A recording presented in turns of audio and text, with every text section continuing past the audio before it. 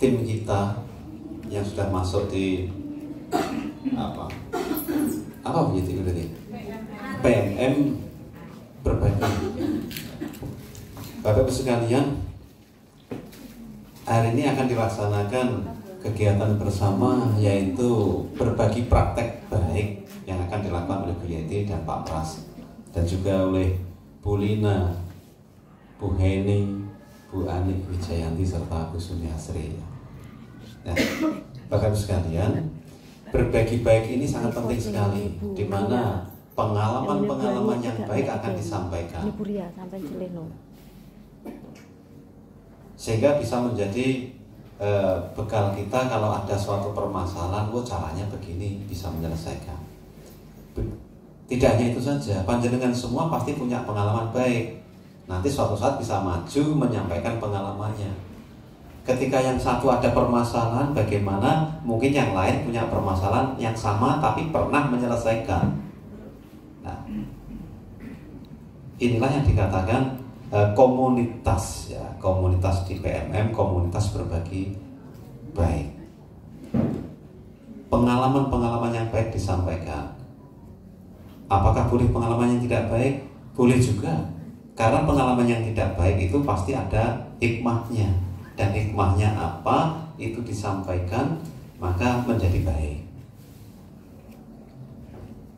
Akan tertanam pada diri kita. Kalau ada pengalaman tidak baik bisa diselesaikan, maka akan tertanam pada diri kita adalah menjadi guru-guru yang tangguh dalam menghadapi berbagai permasalahan. Nah, maka dari itu Bapak Ibu sekalian, mari kita bersama hari ini kumpul bersama untuk diskusi berbagi. Ya, alhamdulillah juga berbagi baik hari ini tidak hanya pengalaman saja, tetapi juga berbagi rezeki. Gitu. Ini dari Bu Sutiani, 1 Juli nanti ya. 1 Juli. Tapi berbaginya sudah sekarang. Nah, ini baik sekali, perlu dicontoh ini ya. Monggo nek pengen menghitamkan anaknya lagi. Ya. Anak kula wedok, Pak. Ya, itu berbagi. Nah, ini. Jadi berbagi itu bermacam-macam, berbagi rezeki finansial maupun rezeki pengalaman, ya. Maka dari itu, Bapak Ibu semua yang kami hormati dan kami banggakan, dengan mengucap Bismillah, kegiatan berbagi baik ini saya nyatakan dibuka. Demikian dari kami. Untuk selanjutnya bisa diawali. Ini ada 5 saudara kita, sahabat kita yang akan berbagi baik kepada kita semuanya. Mohon diikuti ya. Nanti harus ada komunikasi ya, 2 arah, sehingga akan hidup. Dengan ada 2 komunikasi 2 arah, akan muncul suatu permasalahan yang baru dan solusinya bisa diselesaikan di sini. Rambu-rambu penyelesaian. Dengan demikian, sudah diselesaikan seperti ini, mungkin akan muncul permasalahan seperti ini, solusi seperti ini lagi. Berarti kita semakin mantap dalam bergerak dan berjalan. Kembali seperti zaman dulu, namanya P4, simulasi P4. Ada permasalahan, terus ada solusi. Nanti tadi ya. Saat ini juga demikian, karena kita IKM, implementasi kurikulum merdeka, sasarannya, tujuan utamanya adalah terbentuknya, terciptanya profil pelajar Pancasila. Ya. Demikian Bapak Ibu sekalian, kami akhiri. Assalamualaikum warahmatullahi wabarakatuh. Selanjutnya diawali dari Bu Yeti. Bismillahirrahmanirrahim. Assalamualaikum warahmatullahi wabarakatuh. Yang terhormat Bapak Kepala SMA Negeri 1 Rejoso, Bapak Agus Susilo SPD ME, yang saya hormati Bapak Ibu Wakil Kepala Sekolah, yang saya hormati, saya sayangi, dan saya banggakan kelima narasumber berbagi praktek baik SMA Negeri 1 Rejoso, serta yang saya sayangi juga Bapak Ibu Guru SMA Negeri 1 Rejoso. Alhamdulillah, puji syukur kepada Allah Subhanahu wa Ta'ala, di mana pada hari ini kita diberikan kesehatan, diberikan kemuliaan oleh Allah Subhanahu wa taala, masih bisa beraktivitas, masih bisa menjalankan tugas kita sebagai pendidik untuk memberikan sesuatu, menghantarkan anak-anak didik kita ke jenjang yang lebih baik lagi dan mempersiapkan hidupnya untuk menghadapi masa depan yang lebih baik. Bapak Ibu yang saya hormati, pada hari ini Rabu tanggal 21 Juni 2023, hari ini kita akan melaksanakan kegiatan berbagi praktek baik yang dilaksanakan oleh narasumber berbagi praktek baik SMA Negeri 1 Rejoso. Kenapa hal ini perlu kita laksanakan? Karena pada tahun pelajaran yang akan datang, tahun pelajaran 2023-2024, SMA Negeri 1 Rejoso akan melaksanakan implementasi kurikulum Merdeka Mandiri Berbagi, di mana pada pilihan mandiri berbagi ini sekolah diwajibkan untuk bisa berbagi praktek baik yang diselenggarakan atau kurikulum yang telah diimplementasikan bisa dibagikan atau bisa berbagi ke sekolah-sekolah lainnya.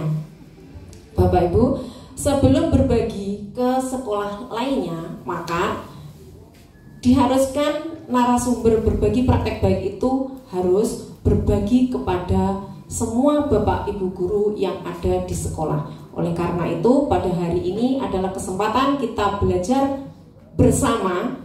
Jadi belajar bagaimana narasumber berbagi praktek baik itu mengimplementasikan ilmunya setelah digembleng untuk berbagi praktek baik selama pelaksanaan kurikulum Merdeka. Jadi selama implementasi kurikulum Merdeka pada tahun pelajaran 2022-2023. Bapak Ibu yang saya hormati, di sini ada 5 narasumber berbagi praktek baik. Oleh karena itu, di gelombang 3 ada 5 yang lolos. Diharapkan dari sekolah nanti berikutnya di gelombang 4 banyak kesempatan lagi untuk menjadi narasumber berbagi praktek baik. Nah, yang saya harapkan kemarin Bu Ani Sugiyarti yang tinggal mengupload videonya nanti diulang lagi karena sudah mempunyai dasar, istilahnya sudah mempunyai videonya dan sudah mempunyai ilmunya. Nah, kemudian untuk Bapak Ibu guru yang lainnya juga bersemangat. Jadi ini digunakan bukan untuk yang muda-muda saja, yang sudah tua-tua itu bahkan sudah matang karena bisa menjadi sutradara. Jadi sutradara. Jadi kalau misalkan secara IT kita tidak mampu, maka kita bisa minta bantuan ke Bapak Ibu yang lainnya, bisa siswa kita, bisa anak kita, saudara kita, atau yang lainnya. Sehingga nanti panjenengan di sesi ini bisa bertanya, tapi jangan banyak-banyak. Maksudnya bagaimana berbagi praktek baik itu nanti bisa panjenengan itu bisa lolos dengan mudah itu yang seperti apa. Jadi nanti diwajibkan setiap guru bisa memiliki praktek baiknya, sehingga praktek baik itu merupakan best practice. Jadi pada saat 1 tahun nanti panjenengan misalkan yang paling bagus pada saat baik pembelajaran ataupun kegiatan P5 boleh, atau kegiatan membimbing siswa. Nah, itu panjenengan mempunyai sebuah inovasi yang belum pernah diterapkan di SMA Negeri 1 Rejoso, istilahnya belum pernah diterapkan oleh Bapak Ibu guru dan dianggap paling bagus atau sebagai best practice, itu bisa diangkat menjadi praktek baik panjenengan. Sehingga berbagi praktek baik itu adalah versi masing-masing. Jadi bukan versi sekolah secara keseluruhan, bukan. Jadi versi ini nanti ada 5. Jadi ada Bapak Prasetyo Budi Nugroho SPD GR. Ya, GR itu guru luar biasa. Ya, ada Pak Pras ini GR, Bu Sumiasri GR, Bu Lina GR, guru luar biasa, ya, luar biasa. Ya, itu jadi nanti Bapak Prasetyo Budi akan menyampaikan di situ P5 tema kewirausahaan dengan judul pembuatan olahan kerupuk dengan campuran bawang merah. Nah, kemudian kedua, Bu Lina akan menyampaikan pembelajaran berbasis tantangan dengan media berkode scanner. Hebat-hebat Bapak Ibu ini ya. Yang ketiga, penggunaan model PJBL dan diagram siklus pada teks explanation dengan diferensi produk kelas 11. Kemudian yang keempat, mengatasi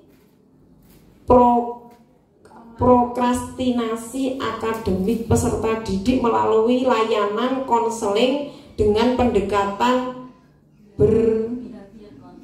behavior kontra Bu Sumiasri. Kemudian yang kelima, memahami ejaan buku pada cerpen dengan kata kunci sebagai budaya positif berliterasi, siswa kelas 11 SMA Negeri 1 Rejoso. Ini akan disampaikan oleh Bu Ania.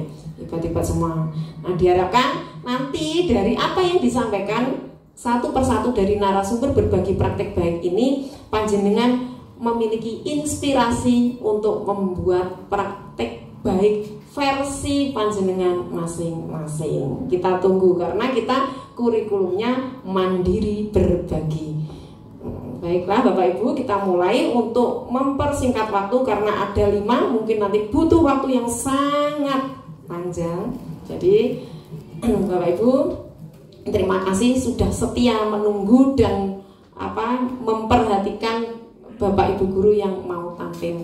Untuk Bapak Prasetyo Budi Nugroho SPD GR, kami silakan.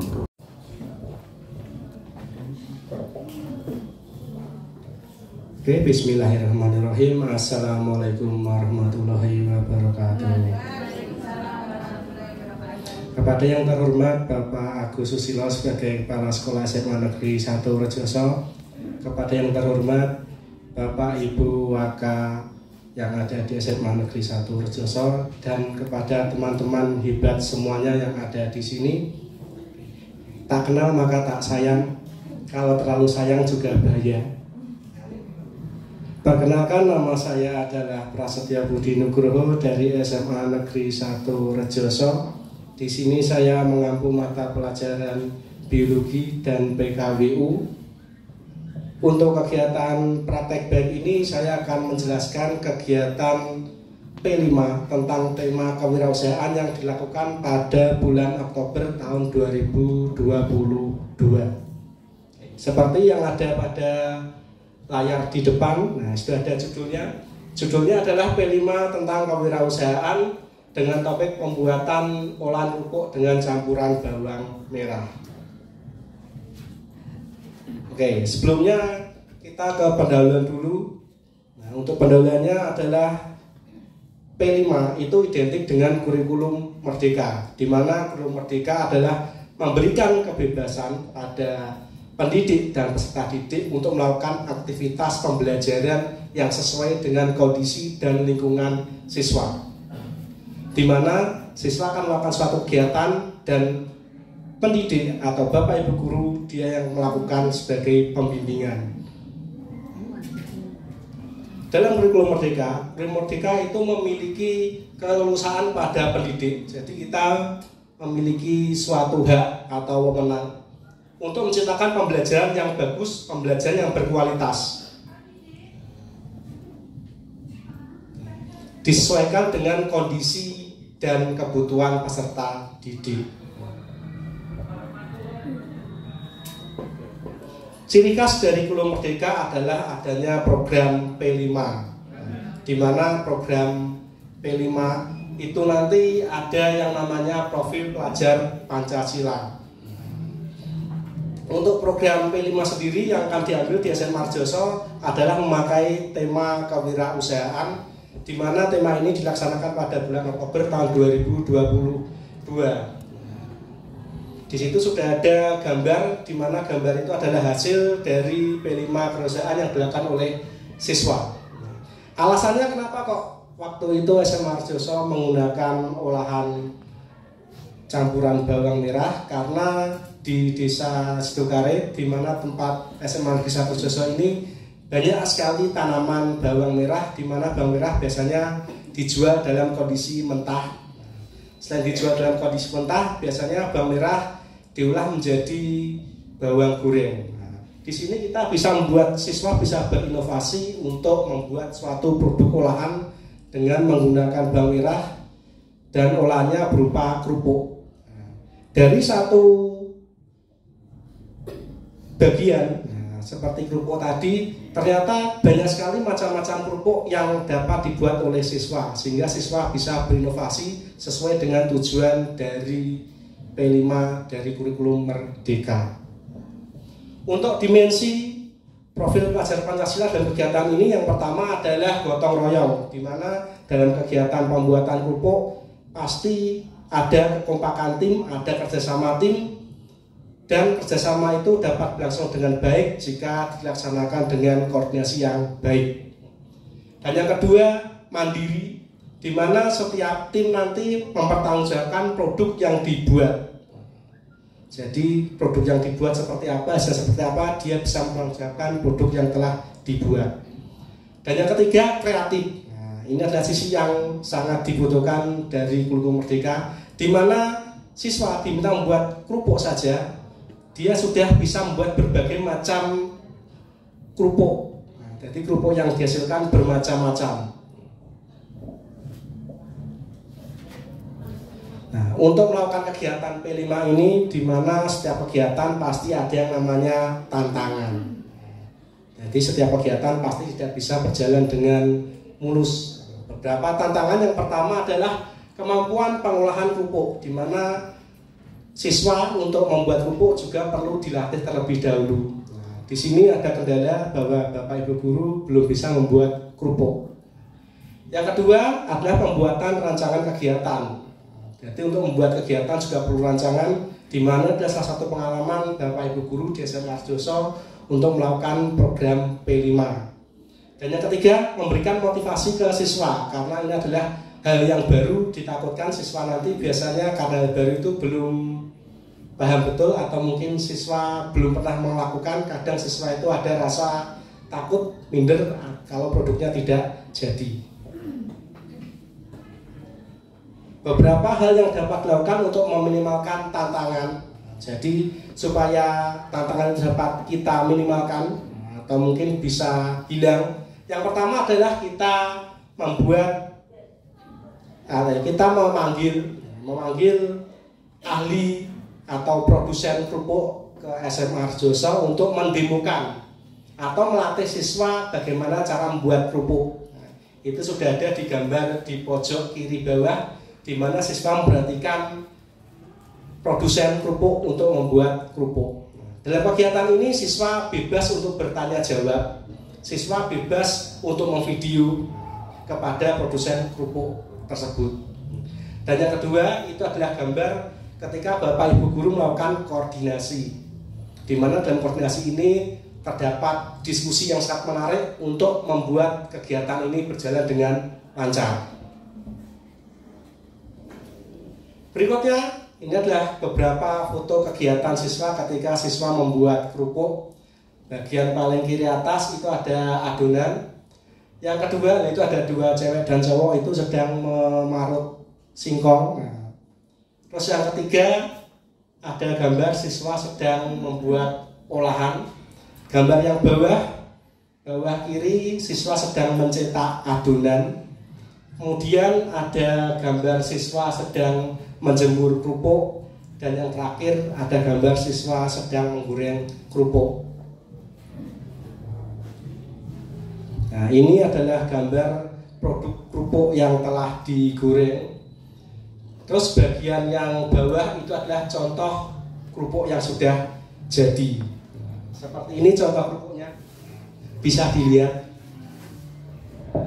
Ini ada beberapa produk hasil dari siswa.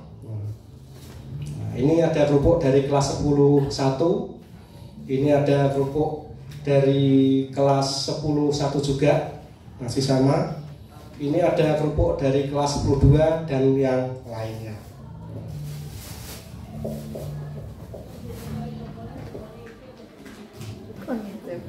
Kegiatan yang dilakukan untuk kegiatan P5 Kundasar ini, selain siswa membuat kerupuk, siswa juga mengerjakan lembar kerja atau membuat LK, di mana LK-nya adalah setiap pertemuan siswa akan menjawab beberapa pertanyaan yang ada hubungannya dengan tema kewirausahaan. Jadi seperti ini LK-nya. Kemarin dikerjakan siswa setiap 1 hari kerjakan 1 dan langsung dinilai oleh Bapak Ibu guru. Nah, di sini ada kurang lebih 10 LK, di mana siswa mengerjakan LK ini selama 10 hari. Selain membuat LK, beberapa siswa juga melakukan kegiatan yang namanya diskusi, di mana dalam kegiatan diskusi ini siswa melakukan pembuatan kerupuknya nggawe apa kasarane. Jadi ketika diskusi kerupuknya apa sing digawe. Jadi karena harus ada diskusinya supaya proses pembuatannya bisa tercapai, tujuan pembuatan kerupuknya bisa tercapai. Oke, untuk pembuatan kerupuk ini, P5 Kundasar ini memiliki dampak baik bagi siswa sendiri, bagi Bapak Ibu guru, dan bagi sekolah. Dampak bagi siswa adalah siswa bisa meningkatkan kreativitas dalam pembuatan olahan makanan. Mungkin setelah diajari membuat kerupuk, mungkin nanti di rumah siswa ketika liburan bisa berkreasi, di mana kreasinya itu bisa dijual sehingga bisa meningkatkan nilai wirausaha bagi siswa. Bagi Bapak Ibu guru, kegiatan ini juga bisa meningkatkan koordinasi yang baik, meningkatkan kesulitan, dan juga bahan evaluasi untuk kegiatan P5 berikutnya. Bagi sekolah memiliki dampak yang bagus karena sekolah nanti memiliki ikon, memiliki ciri khas yang dapat ditampilkan atau diunggulkan dalam kegiatan yang ada di luar sekolah. Untuk pembuatan kerupuk ini di sini juga ada videonya, di mana videonya bisa ditampilkan. Bu Lina, tolong YouTube-nya.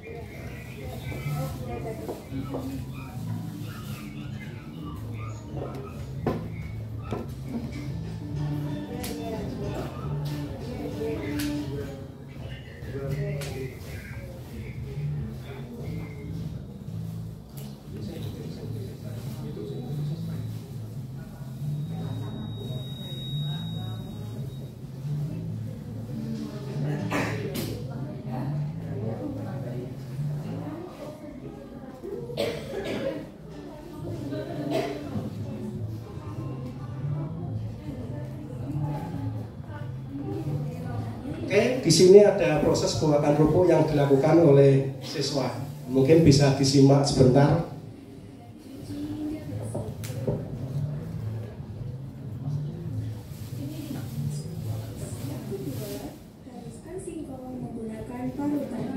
Ini contoh sampel pembuatan kerupuk yang dilakukan oleh kelas 10 1. Ini video pembuatannya. Untuk step ketiga, kupas bawang putih dan bawang merah. Blender bawang putih, kemudian cincang bawang merah dengan tekstur kasar. Sebelum kita mengadoni, kita harus mencuci tangan biar higienis. Untuk step keempat, siapkan tepung terigu seperempat, tepung tapioka 900 gram, bawang putih, garam, lada, ketumbar, penyedap rasa, dan singkong yang sudah diparut.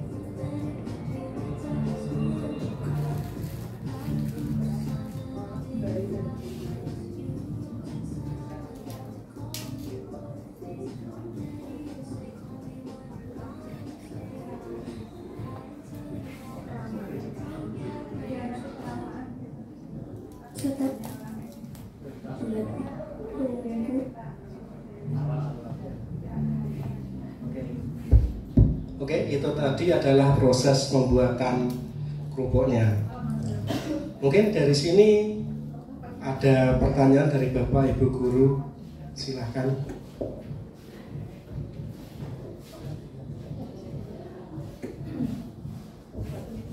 Mungkin ada yang mau ditanyakan tentang kegiatan ini, atau mungkin ada evaluasi atau kritik saran yang dapat digunakan untuk kegiatan P5 berikutnya. Silakan Bu Ani. Terima kasih Pak Pras.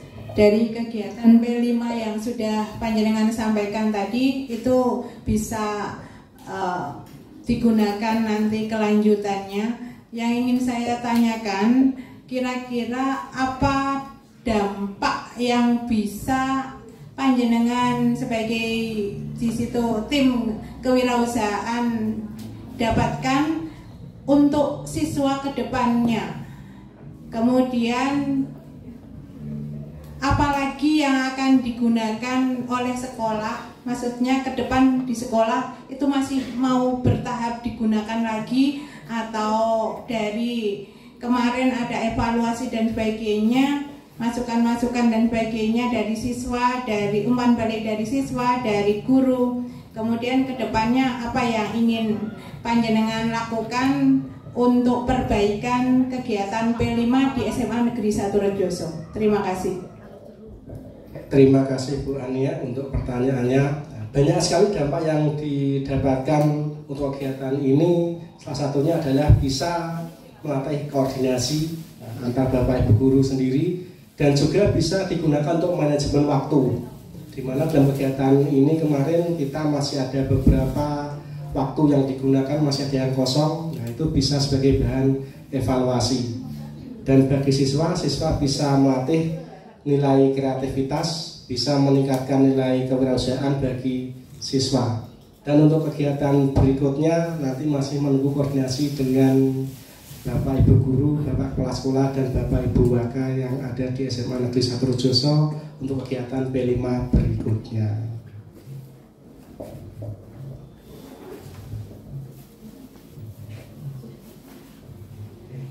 Untuk kegiatan ini saya juga minta tolong untuk mengisikan umpan balik yang sudah di-share oleh Bu Lina di grup Semajos Info. Silakan diisi.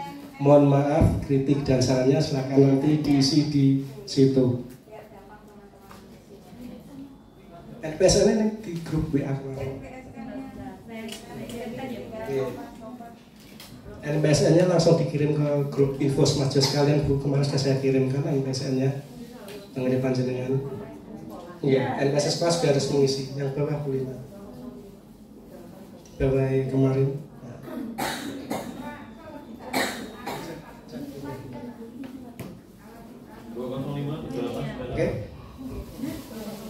Oke, terima kasih atas umpan balik yang telah diisi oleh Bapak Ibu guru. Terima kasih untuk waktunya. Lebihnya mohon maaf. Selamat pagi. Assalamualaikum warahmatullahi wabarakatuh.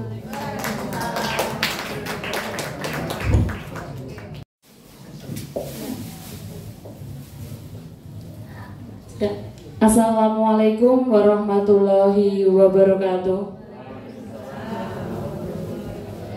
Yang terhormat Bapak Kepala Sekolah Agus Susilo SPD ME, yang terhormat kepada Waka SMA Negeri 1 Rejoso, dan Bapak Ibu guru semua, terima kasih sudah menyempatkan waktunya untuk mendengarkan dan berbagi praktik baik oleh narasumber praktik baik. Langsung saja pembukaan mengikuti pembicara yang pertama tadi. Di sini saya sudah melakukan praktek baik, praktek pembelajaran dengan judul pembelajaran berbasis tantangan media dengan media barcode scanner.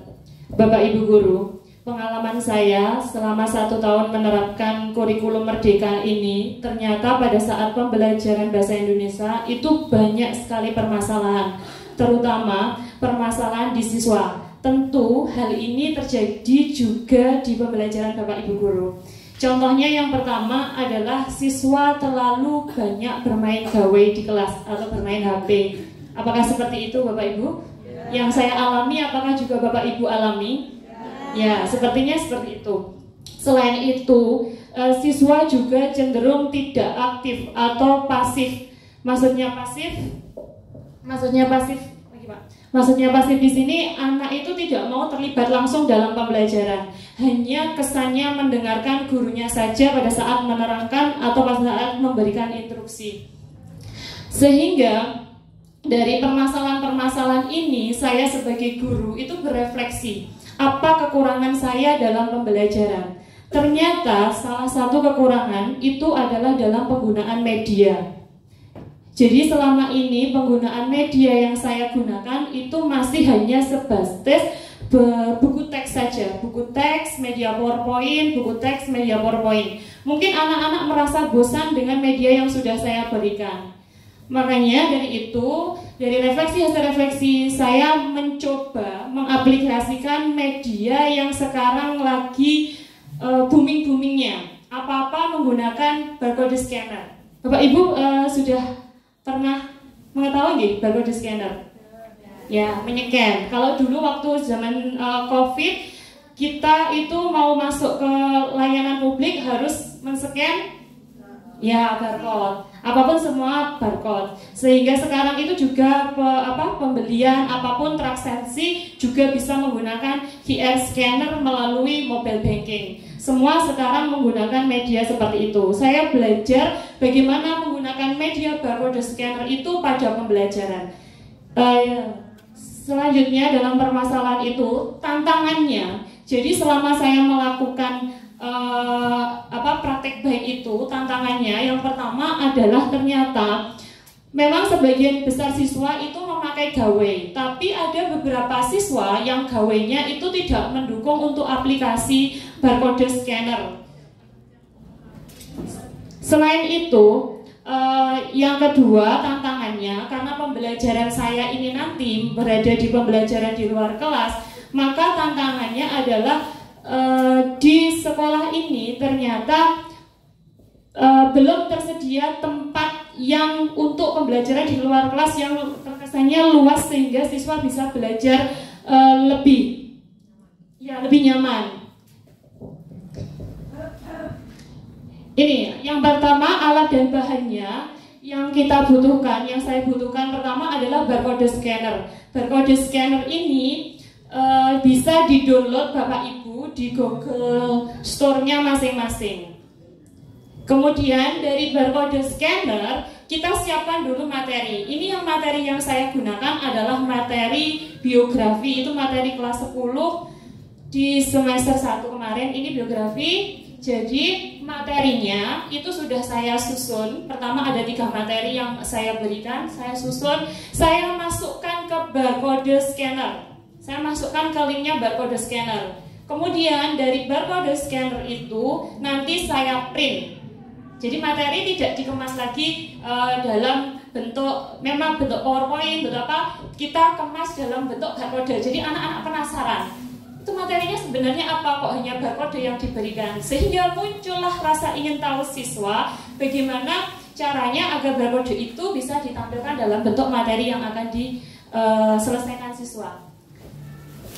Maksudnya berbelajar berbasis tantangan ini, dari barcode itu saya tempelkan pada setiap posnya. Jadi anak-anak itu seperti bermain gitu Bapak Ibu. Jadi seperti bermain tantangan. Jadi yang ada 3 pos.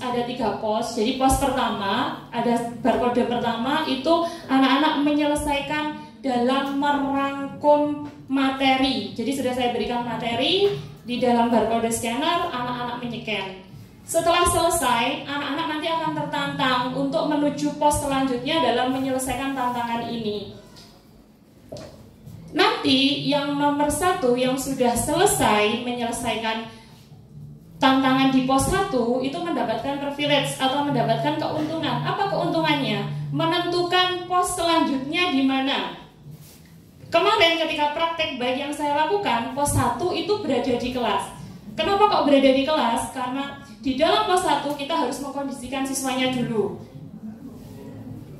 Dikondisikan siswanya, diberikan arahan, setelah itu barcode di pos 1 ditempelkan, siswa men-scan dan menyelesaikan tantangan, Kemudian pemenang di dalam tantangan pertama itu menuju pos kedua, dan selesai di pos kedua menuju ke pos 3 selanjutnya. Dan yang terakhir nanti ada di pos terakhir itu ada refleksi dan umpan balik dari siswa. Ini langkah-langkahnya Bapak Ibu yang sudah saya ceritakan tadi, mulai dari kita menyiapkan media pembelajaran barcode-nya, kemudian kita print dan kita aplikasikan ke dalam pembelajaran di kelas.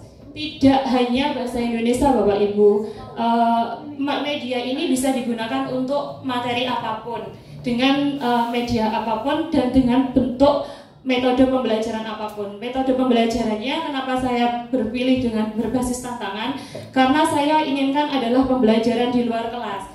Karena permasalahan tadi berangkat anak yang ngantuk di dalam kelas, hanya bermain gawai, akhirnya saya berinisiatif bagaimana anak itu aktif terlibat secara langsung dalam pembelajaran. Jadi tidak hanya duduk, bergerak secara motoriknya juga. Selanjutnya hasilnya ini dari segi dampak yang diperoleh siswa ada 3 hasil Bapak Ibu, secara kognitif, secara afektif, dan secara psikomotorik. Secara kognitifnya siswa itu memperoleh pengalaman yang baru dalam pembelajaran dan suasana pembelajaran yang baru dengan kemampuan bagaimana memecahkan, bermain dengan waktu, menyelesaikan sebuah tantangan yang diberikan oleh gurunya, memecahkan masalahnya dengan cepat. Itu secara kognitifnya. Secara afektifnya, di sini anak juga belajar bagaimana menumbuhkan karakter. Karakter apa? Karakter daya saing, karakter kompetitif terhadap teman-teman yang lain, terhadap siswa yang lain. Itu yang dibentuk karakternya, sportif dan jujur. Bagaimana kejujuran siswa itu juga di sini terlihat. Secara psikomotorik, karena pembelajarannya ini siswa juga bergerak, tidak hanya duduk saja, maka psikomotoriknya anak ini juga berkembang Bapak Ibu. Ternyata anak ini juga bisa lari cepat. Saya lihat selama praktek pembelajaran kemarin ada anak yang larinya cepat. Itu terus di luar sehingga itu tadi secara psikomotorik bergerak dan tidak membuat anak mengantuk. Memang Bapak Ibu, kelemahan dari pembelajaran ini yang saya rasakan adalah kepengawasan. Jadi guru itu kepengawasannya bekerja lebih berat karena mengawasi anak pembelajaran di luar kelas. Tapi kalau menurut saya, kalau anak SMA itu tatarannya sudah dewasa, kita hanya tinggal memfasilitasi bagaimana keinginan siswa itu seperti apa. Ini Bapak Ibu secara hanya gambaran, mungkin Bapak Ibu hanya bisa membayangkan pembicaraan saya tadi hanya bisa dalam bayangan. Bapak Ibu bisa melihat langsung videonya, itu sudah saya unggah di akun YouTube saya, Lina Andria, seperti ini Bapak Ibu, bisa di-subscribe. Mohon maaf nih sambil promosi nggih. Oh iya. Buka YouTube-nya. Yang pertama kali Ibu lakukan, buka dulu YouTube-nya. Cari nama.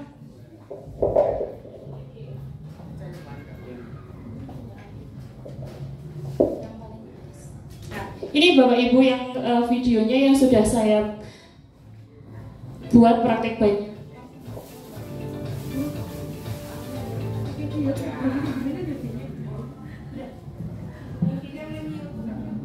Nah, ini Bapak Ibu permasalahan pertama ini siswa banyak bermain gawai ternyata yang di belakang ketika kita mengajar.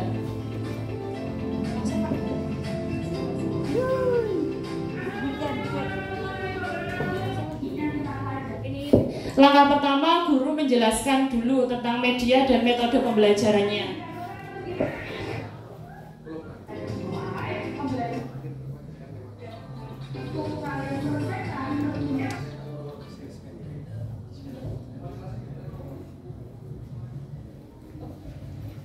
Ini Bapak Ibu, jadi barcode materi yang sudah saya siapkan, saya tampilkan di barcode, kemudian barcode ditempelkan, ini anak-anak mengerjakan merangkum. Kemudian anak yang mendapatkan tadi yang paling cepat langsung menentukan pos selanjutnya. Ini pos kedua berada di masjid, halaman masjid.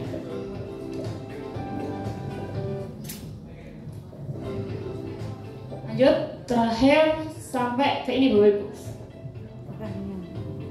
Ini, jadi Ini paling penting juga dalam pengaplikasian praktek baik atau pembelajaran yang sudah kita lakukan selama ini. Ternyata kita tuh lupa dalam hal berefleksi. Maksudnya berefleksi, selama pembelajaran tadi yang sudah saya lakukan itu saya kembalikan ke siswa. Saya tanyakan ke siswa, bagaimana perasaan siswanya, apa yang dirasakan siswanya, apa yang diperoleh siswanya, dan keinginan siswanya apa. Ini bagian dari refleksi Bapak Ibu.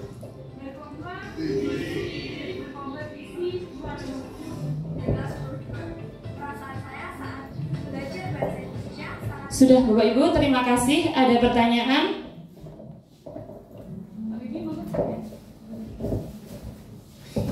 Assalamualaikum warahmatullahi wabarakatuh. Terima kasih Bu Dina atas kesempatannya.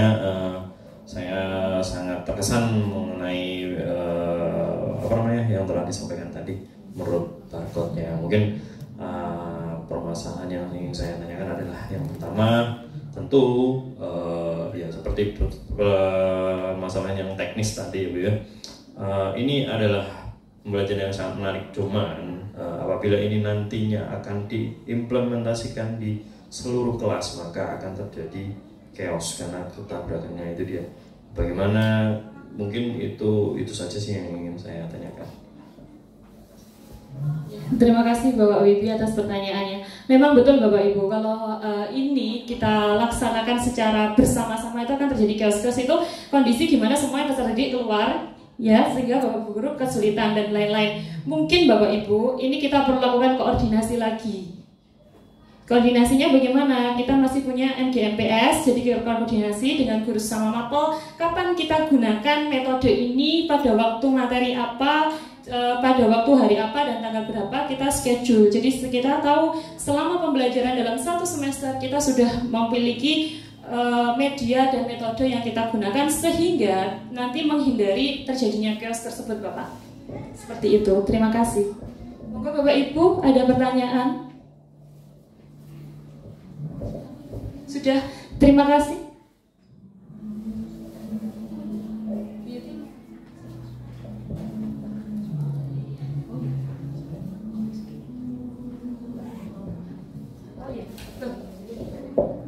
Sebentar Bapak Ibu.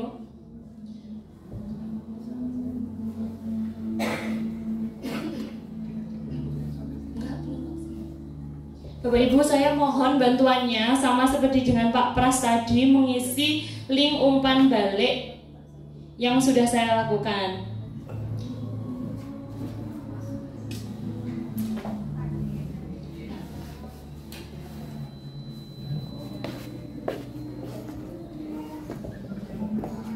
Terima kasih Bapak Ibu atas perhatiannya. Saya mohon maaf karena saya di sini juga masih belajar. Saya butuh ilmu dari Bapak Ibu juga, saran, masukan, kritik. Terima kasih. Wassalamualaikum warahmatullahi wabarakatuh. Ini juga menginspirasi bagi kita untuk pembelajaran kita di tahun berikutnya. Bapak Ibu, di sini sangat menarik karena menginspirasi kita supaya anak-anak itu tidak ngantuk pada saat terutama jam-jam rawan, yaitu jam-jam siang setelah sholat duhur. Itu bisa digunakan agar anak-anak memang benar-benar aktif. Kemudian Bapak Ibu, selanjutnya di sini berbagi praktek baik yang ketiga, yaitu akan disampaikan oleh Bu Sumiasri dengan penggunaan model BJBL dan diagram siklus pada teks. Oh, ini Bu ini dulu atau Bu Anu? Bu Sumiasri dulu ya. Ya, Bu Sumiasri yaitu mengatasi prokrastinasi akademik peserta didik melalui layanan konseling dengan pendekatan behavior kontrak. Ya.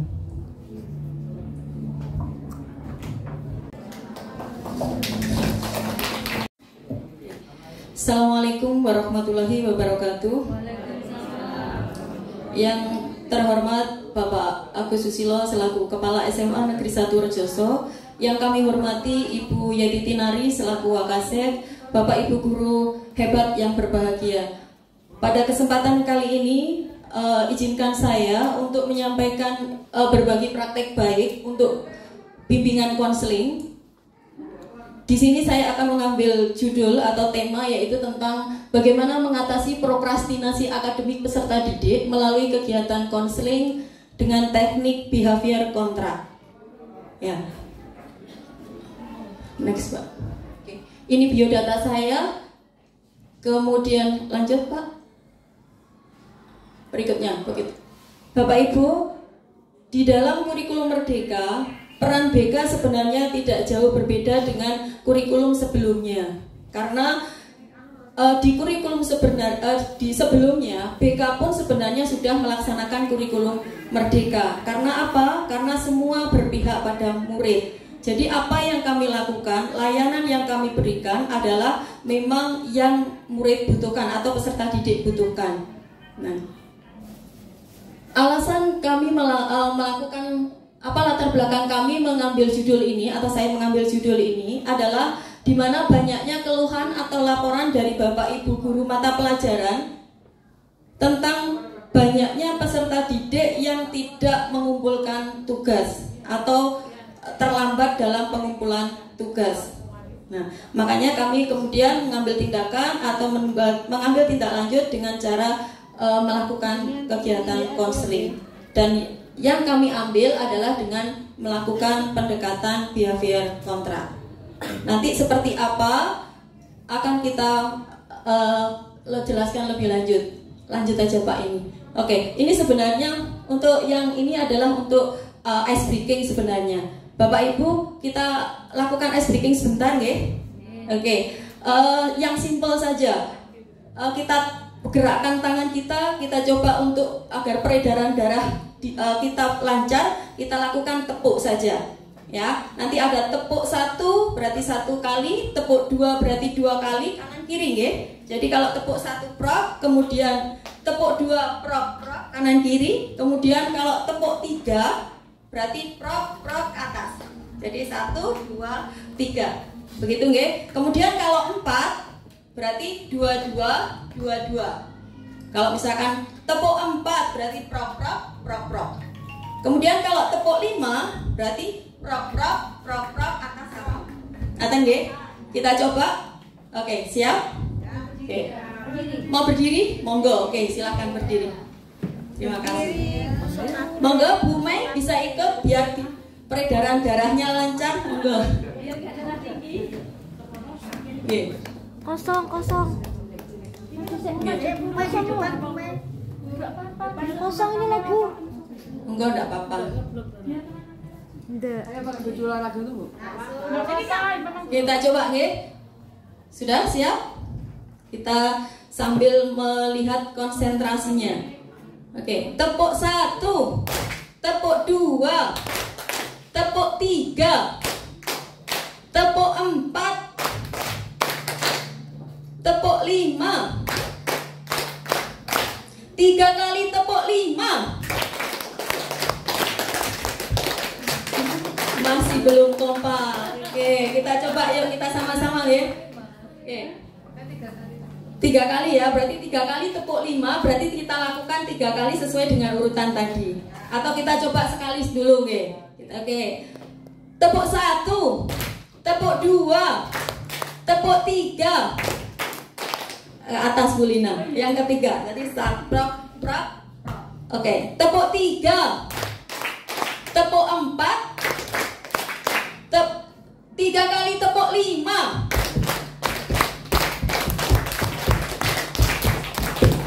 Oke, terima kasih. Silakan bisa duduk lagi. Nanti kita bisa ulang lagi di akhir. Masih ada ice breaking lagi untuk yang kita gerakkan tubuh kita. Oke. Selanjutnya kita ingin lebih pahami lagi apa itu prokrastinasi dan kenapa saya mengambil tema ini. Oke, lanjut Pak Pras. Oke. Prokrastinasi itu sebenarnya berasal dari kata pro dan krasion. Pro itu besok, pro itu nanti atau menunda, dan krasion itu senang. Jadi senang menunda besok-besok atau menunda setiap pekerjaan. Sehingga secara garis besar prokrastinasi itu adalah perilaku yang suka menunda mengerjakan tugas atau pekerjaan. Sedangkan pelakunya itu disebut dengan prokrastinator. Nah, mungkin Mungkinkah kita diantaranya? Ya. Sebenarnya prokrastinasi itu bisa dalam bentuk akademik ataupun non akademik. Non akademik berarti kita yang mungkin kita salah satunya di situ. Saya juga mengakui saya sering sekali seperti itu. Jadi kalau ada tugas seringkali kita mengerjakan kalau sudah deadline, gitu. Kalau sudah waktunya mau mepet, besok harus dikumpulkan baru kita kerjakan. Atau kita seringkali melakukan sistem kebut semalam, gitu. Seperti itu. Nah, di sini lanjut Pak Bu Blina. Oke. Ciri-cirinya kalau anak sudah terindikasi ke dalam prokrastinasi ini adalah satu, tadi suka menunda mengerjakan tugas, kemudian dia merasa bahwa memiliki banyak waktu sehingga sering mengabaikan, tarsuk, bentar besok saja dan besok saja, seperti itu. Kemudian seringkali mengerjakan tugas itu kalau sudah mepet atau deadline, kemudian biasanya anak-anak seperti ini atau kita itu tidak memiliki skala prioritas. Jadi kita seringkali tidak tahu apa yang harus kita kerjakan terlebih dahulu. Selanjutnya, mereka lebih senang melakukan kegiatan atau pekerjaan yang lain yang menurut mereka itu lebih menyenangkan. Contoh, misalkan salah satunya jadi disampaikan kalau di kelas seringkali tugas tidak segera dikerjakan tapi lebih senang bermain game atau mungkin tidur-tiduran di kelas, cangkruk di kantin dan sebagainya. Itu. Lanjut. Nah, ini kondisinya seperti ini yang mungkin sering kali kita jumpai. Lanjut. Kosong. Oke. Apa yang menjadi penyebabnya? Yang pertama adalah pikiran irasional yang dari dalam, itu biasanya adalah pikiran irasional. Saya nanti takutnya nanti mengerjakan dulu nanti nggak bagus dan sebagainya. Kemudian ada kecemasan, mereka lebih malas atau moody, jadi kalau mengerjakan itu mut-mutan. Kemudian mungkin mereka sangat kesulitan di dalam mengatur waktu atau kurangnya di dalam manajemen waktu. Selanjutnya kalau dari luar seringkali memang karena kurangnya pengawasan dari orang tua maupun guru. Seringkali ibu-ibu atau bapak ibu, seringkali anak-anak itu kalau ditanya tugasmu dikumpulkan, tidak tahu apa tugasnya, itu sering sekali. Kemudian terkadang keluhan yang disampaikan kepada kami selaku guru BK itu adalah ketika tugas itu sudah sangat menumpuk, seperti itu. Jadi contoh terakhir kemarin yang kasus kemarin itu, setelah kita lihat daftar nilai itu dari awal sampai akhir belum, dan itu pemberitahuan. Makanya nanti di selanjutnya Bu Lina di kendala kami, nanti lanjut next dulu di kendala kami, atau nanti aja dulu.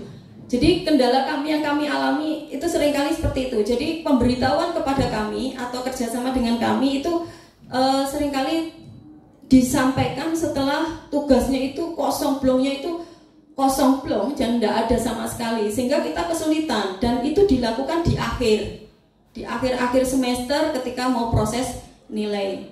Nah nanti makanya di berikutnya kami mohon kerjasamanya, karena salah satu kendala kami juga adalah bahwa kami tidak masuk kelas, sehingga sulit bagi kami untuk memantau secara detail bagaimana perkembangan peserta didik. Maka kami butuh kerjasama baik dari Bapak Ibu Guru Mapel maupun Bapak Ibu Wali kelas.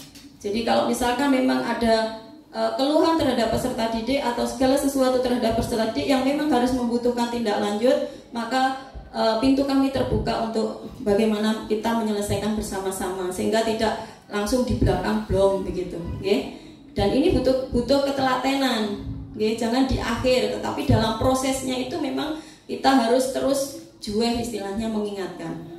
Karena di dalam ketika kita menangani peserta didik yang seperti itu, ketika kita berkonseling itu, mereka sering kali justru tidak tahu tugasnya sing kudu dikerjakan, seperti itu. Okay? Nah, penyebabnya next dulu pun. Nih, akibatnya seringkali tugas menumpuk. Kalau sudah tugas menumpuk, hasil tidak maksimal tentunya karena mengerjakannya terburu-buru. asal mengerjakan, kemudian mengerjakan tadi tergesa-gesa, dan seringkali juga akan mendapatkan hukuman atau punishment. Hukumannya sebenarnya kalau dalam kurikulum kan tidak ada hukuman sebenarnya. Makanya nanti apa yang akan kita lakukan adalah dengan menggunakan pendekatan behavior kontra atau pendekatan tingkah laku. Lanjut. Nah, ini cara kami yang untuk mengatasinya. Yang pertama adalah membuat daftar tugas atau deadline dari masing-masing tugas. Jadi setelah kita akan lakukan konseling dengan cara mengidentifikasi peserta didik, siapa-siapa yang memang belum mengumpulkan tugas. Kemudian selanjutnya kita nanti memanggil si anak tersebut, kita kumpulkan untuk dilakukan konseling kelompok. Selanjutnya kalau memang di dalam konseling kelompok belum teratasi atau belum ada perubahan, maka kita lanjutkan di dalam konseling individu, begitu. Kemudian ketika kita mengadakan konseling kelompok dengan urutan, kita menggunakan pendekatan behavior kontrak tadi. Yang pertama, mungkin urutannya tidak perlu kita sampaikan ya. Kita harus menerima kondisi anak, kita harus menyambut anak dengan terbuka. Kemudian kita menciptakan hubungan dengan anak dengan menanyakan kondisi dan sebagainya. Baru kita kemudian menanyakan alasan kenapa si anak tersebut belum mengumpulkan tugas.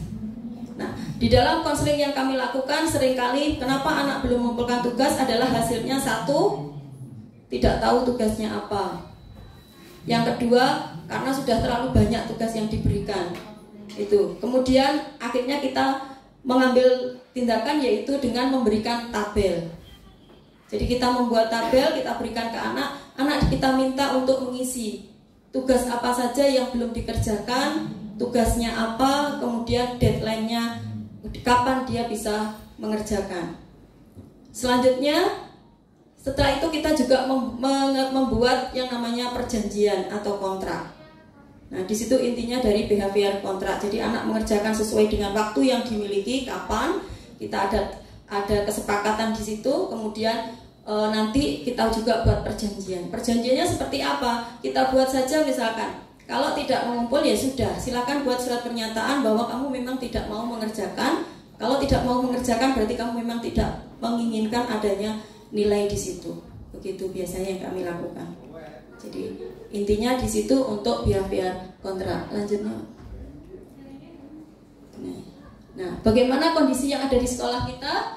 Tadi sudah kita sampaikan bahwa rata-rata prokrastinasi akademik ini terjadi pada 3-10 peserta didik di dalam kelas. Ada yang satu kelas itu 10 anak, terutama anak IPS. Gitu pembuatan.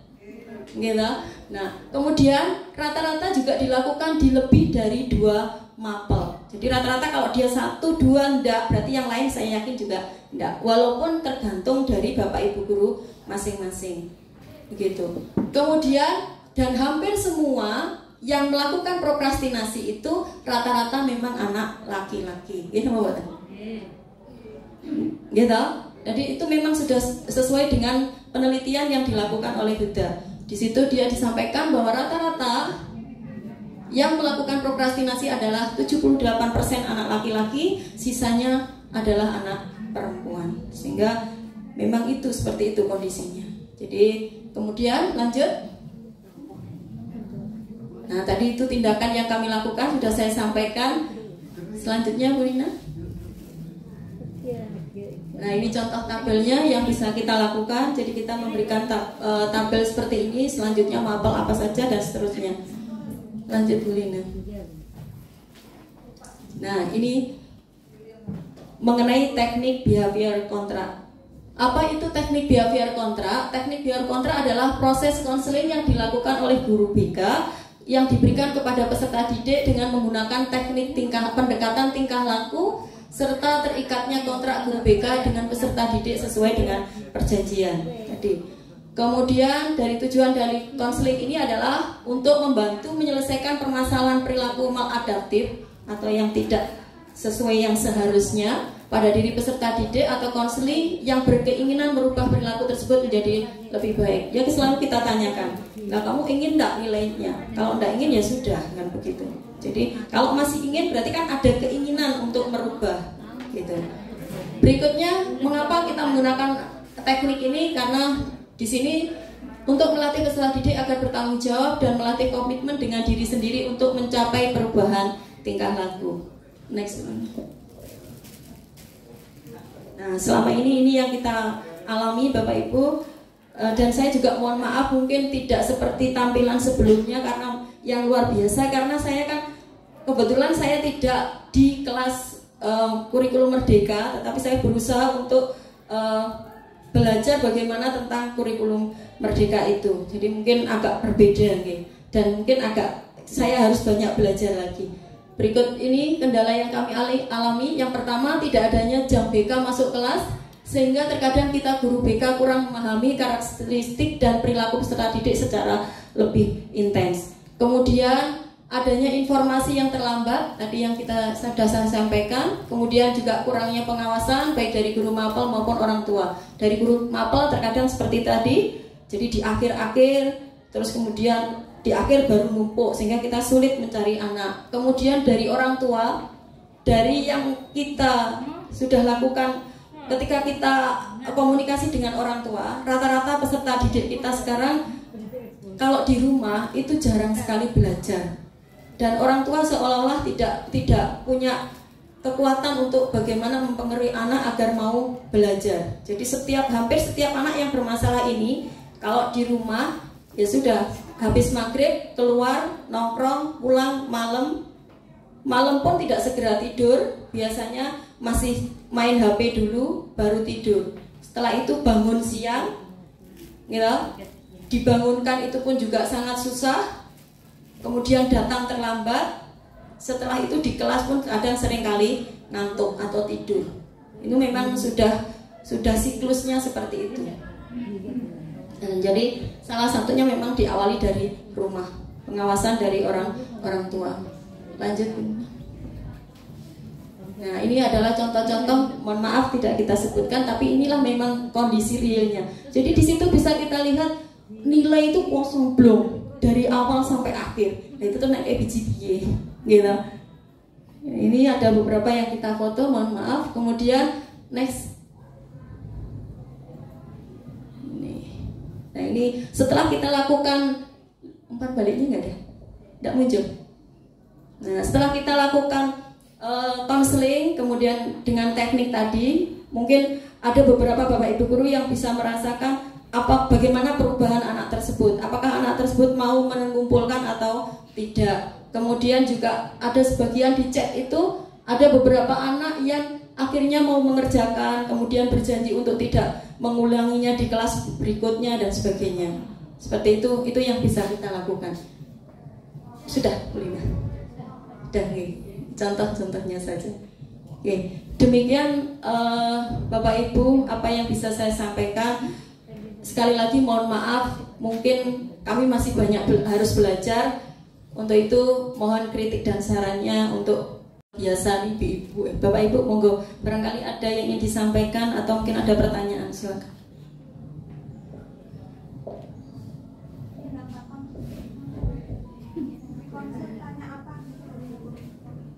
Oke, terima kasih. Monggo Bu Ania. Monggo. Assalamualaikum warahmatullahi wabarakatuh. Saya Ani Nurhayati dari guru PJOK. Tetapi saya di sini juga mengampu sosiologi dan PKN, dan itu sering di jam terakhir, terutama PKN. Sepertinya metode dari Bu Sumiasi tadi cocok apabila saya terapkan di kelas. Apakah boleh apabila pertama masuk 10 menit pertama anak-anak saya ajak itu setiap saat, setiap jam, terutama jam terakhir itu. Ngobrol dulu terus, terutama metode ice breaking itu. Untuk ice breakingnya dan apa ya? Ya sementara itu boleh apa tidak? Terima kasih Bu Anie. Bapak Ibu, untuk ice breaking ini sebenarnya kan bisa diterapkan di semua mapel. Jadi kita awali untuk menarik bagaimana minat siswa atau peserta didik itu adalah dengan ice breaking dulu. Jadi untuk melatih biar anak konsentrasi, kemudian juga fokus di dalam pembelajaran kita sebelum kita mulai bisa kita lakukan ice breaking. Banyak sekali ice breaking yang bisa kita lakukan, Bu. Jadi tidak jenengan bisa buka YouTube, di YouTube itu banyak sekali contoh-contoh ice breaking. Kita tinggal bisa menerapkan mana yang pas untuk pada kondisi anak dan pada saat itu. Ya, mungkin apakah harus hanya tidak membutuhkan gerak ataupun harus dengan gerak dan sebagainya. Ngaten nggih. Terima kasih Bu Ania. Barangkali ada pertanyaan lain dari Bapak Ibu guru? Monggo, Bu Mai. Sudah cukup? Oke. Demikian Bapak Ibu guru hebat, terima kasih atas atensinya. Saya akhiri, wassalamualaikum warahmatullahi wabarakatuh. Kebaikan kami ke depannya. Demikian saya akhiri, assalamualaikum warahmatullahi wabarakatuh.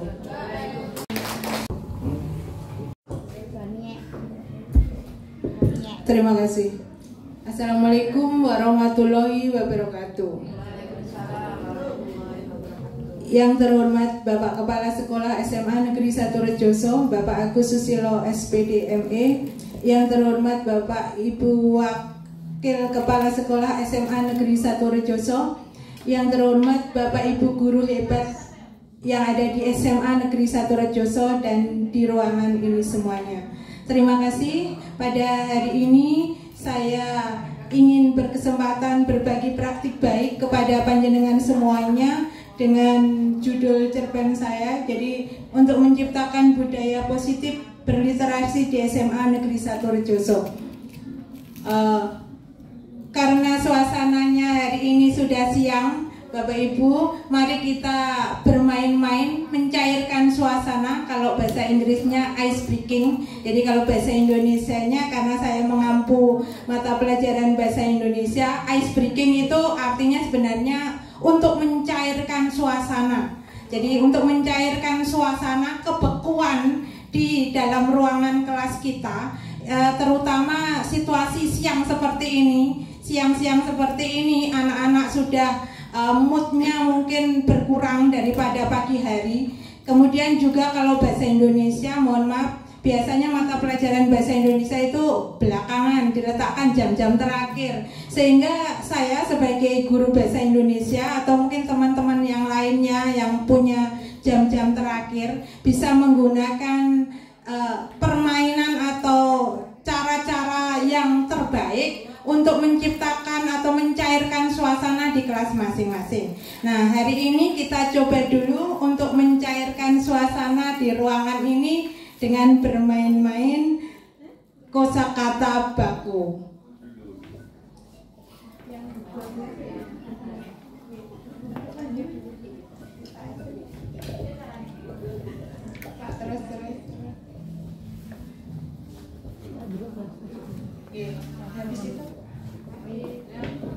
Nah, ini Bapak Ibu, mari kita coba bermain-main yang nanti berkaitan dengan berbagi praktik baik yang akan saya terapkan di kelas 11.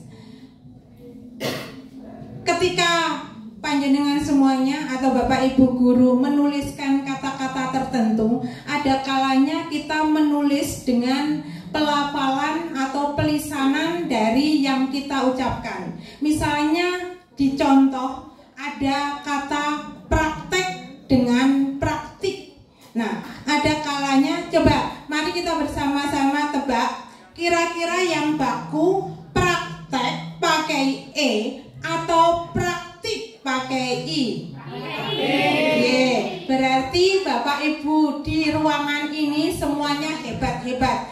Karena yang baku memang menggunakan kata atau I bukan E. Jadi kadang kita melesankannya atau melafalkannya ajening di misalnya praktek pakai E. Nah, nanti misalnya masih ada yang menggunakan itu ketika menuliskan di WA atau di tulisan dan sebagainya, mulailah kita ubah dengan menggunakan kata baku. Jadi praktek bukan praktik, bukan praktek. Kadang bingung, praktik apa praktek. Kemudian lanjut Bu Lina, jadi yang baku praktik pakai I. Ada lagi apotek apa apotik Bapak Ibu? Apotek. Ya, kita sering mengatakan kalau anak sakit cobalah ke apotek. Tulisan apoteker. Monggo lanjut Bu Lina. Biar agak cair dulu suasana di siang hari ini. Sepeda motor, sepeda. Ada itu langsung kita tuliskan sepeda. Ya, harusnya tanpa H, sepeda. Lanjut Bu Lina. Lanjut. Motor apa montor? Motor. Lanjut Bu Lina. Doa atau doa pakai apostrof. Jadi ada tanda koma di atas itu ada apostrof. Doa nomor 1 tanpa apostrof atau pakai apostrof? Nah, tanpa apostrof. Ya, tidak ada tanda koma di atas. Lanjut satu lagi. Ya, ini yang sering kita lihat atau di banner-banner panjenengan mungkin sering melihat Himbauan. Hindarilah menggunakan atau barang-barang berharga ketika di tempat umum. Ini terus di bawahnya ada imbauan atau himbauan dari Kapolres Nganjuk misalnya seperti itu. Yang baku imbauan atau himbauan? Ya, imbauan, nggak ada kata dasar himbau, yang ada imbau. Ya, jadi banyak sekali hal-hal yang mungkin sebenarnya ini seperti tadi ada Bapak Ibu mungkin kalau izin ke Pak Didik, izin itu pakai J apa Z? Izin apa izin? Ya, mungkin masih ada, tapi saya yakin guru-guru hebat di SMA Negeri 1 Rejoso semua sudah menggunakan kata baku dengan memakai kata atau maaf huruf Z. Jadi yang baku itu izin bukan izin. Nah, terima kasih Bapak Ibu guru hebat di SMA Negeri 1 Rejoso. Mungkin hal-hal yang seperti ini bisa panjenengan semuanya gunakan ketika mencairkan suasana di kelas panjenengan semuanya. Tidak kecuali guru-guru hebat yang tidak mengampu mata pelajaran bahasa Indonesia, panjenengan suka mata pelajaran bahasa Indonesia bisa manfaatkan permainan-permainan seperti ini untuk mencairkan suasana di kelas panjenengan semuanya. Nah, dari sini adalah awal yang akan saya gunakan untuk berbagi praktik baik di kelas 11. Jadi latar belakangnya. Nah, situasi di SMA Negeri 1 Rejoso Bapak Ibu, sebagian besar siswa kita adalah siswa yang dari kalangan menengah ke bawah. Kemudian kemampuan berliterasi mereka sebagian besar masih kurang, sehingga untuk mereka lebih mungkin untuk membeli buku ketika dalam pelajaran biografi tokoh misalnya, saya menyuruh mereka satu orang harus membawa satu buku fiksi atau non fiksi atau buku tertentu untuk kemampuan berliterasi mereka. Sebagian besar itu tidak mampu untuk membeli satu buku, padahal buku-buku yang ada itu kalau bisa atau kalau mau mungkin murah, bisa didapatkan harga sekitar 10.000 dan sebagainya di Obra dan sebagainya. Tapi kemampuan siswa di sini untuk membeli buku itu masih jauh panggang dari api. Jadi mereka lebih baik untuk membelikan kebutuhan yang lain daripada harus membawa atau membeli buku. Lanjut Bu Lina. Nah, tantangan yang akan saya gunakan dalam pembelajaran praktik baik saya yaitu untuk mengasah kemampuan menulis siswa, terutama dengan menggunakan kata-kata baku seperti yang tadi sudah disampaikan di pencairan suasana kita, untuk mencairkan suasana di kelas kita. Ada kata-kata yang misalnya tadi menggunakan kata motor. Anak-anak motor ketika menuliskan mereka menuliskan montor bukan motor. Kemudian izin bukan izin pakai J. Kemudian praktek, apotek, praktik harusnya bukan praktek. dan sebagainya. Lanjut, langkah-langkah yang saya gunakan di kelas yang pertama yaitu melakukan ice breaking atau pencairan suasana kebekuan di kelas tadi dengan bermain kata-kata untuk memilih kata baku yang ada. Kemudian yang kedua, saya bentuk kelompok. Di kelompok itu saya bentuk 4 orang untuk berkelompok secara berkelompok. Setelah itu saya mengemukakan beberapa kata kunci. Ada 5 kata kunci yang saya kemukakan. Misalnya, lanjut Bu Lina di langkah proses. Ya. Jadi peserta didik secara berkelompok merangkai kata kunci dalam cerita pendek dalam 1 paragraf. Yang pertama tadi saya kemukakan, misalnya atau contohnya saya mengemukakan kata Allah. Allah itu penulisannya pakai O apa pakai A Bapak Ibu? Ya, harusnya pakai A. Tapi mungkin sebagian besar dari anak-anak didik masih menggunakan kata O. Tapi saya yakin Bapak Ibu di sini tidak ada. Saya yakin Bapak Ibu guru hebat di SMA Negeri 1 Rejoso semuanya bisa hebat-hebat dan bisa menggunakan kosakata yang baku dengan sebaik-baiknya. Jadi saya kemukakan dulu kata kunci. Anak-anak silakan kalian merangkai sebuah paragraf kemudian dengan kata kunci yang saya sebutkan. Saya sebutkan misalnya Allah, sholat, kemudian di rumah, jumlah, dan praktek. Dari 5 kata kunci itu nanti siswa satu kelompok akan berdiskusi bersama, kemudian menyusun sebuah paragraf naratif yang menggunakan kata-kata kunci tersebut. Selanjutnya, setelah itu lanjut Bu Lina. Selanjutnya, dari kelompok-kelompok yang sudah terbentuk, saya menyuruh untuk bergiliran maju di depan kelas untuk bersama-sama satu kelompoknya membacakan hasil karyanya masing-masing. Dari hasil karya yang sudah dibacakan itu, nanti dari kelompok lain akan menganalisis kira-kira apa yang dituliskan salah oleh kelompok tersebut. Tapi sebelumnya dari kelompok masing-masing kelompok akan share di grup kelas atau di grup Bahasa Indonesia, mata pelajaran Bahasa Indonesia, hasil karyanya masing-masing. Kelompok lain nanti menyimak hasil karya temannya itu. Ketika dia mengetahui ada kata-kata yang nanti dituliskan secara kurang benar atau tidak baku, maka kelompok lainnya akan membunyikan peluit kepada kelompok yang maju tadi. Jadi nyemprit, membunyikan peluit bahwa misalnya saya yang maju, kemudian hari ini saya akan membacakan hasil kelompok saya dengan judul misalnya belajar bersepeda.